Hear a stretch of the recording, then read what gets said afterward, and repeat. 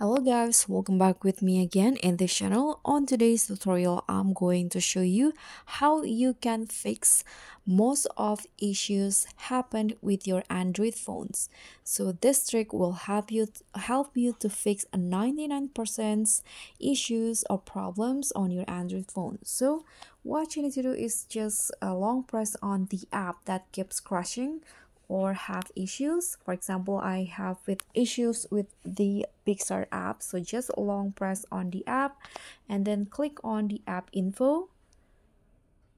Now what you need to do here is just go to the storage and cache, and after that you can try by clearing the cache and see if it works. But if it's still crashing or it doesn't work, you can try to clear the storage. But if you do choose to clear the storage, it will delete all of your login info. So if you want to use the app again, you need to log in and add your login info again.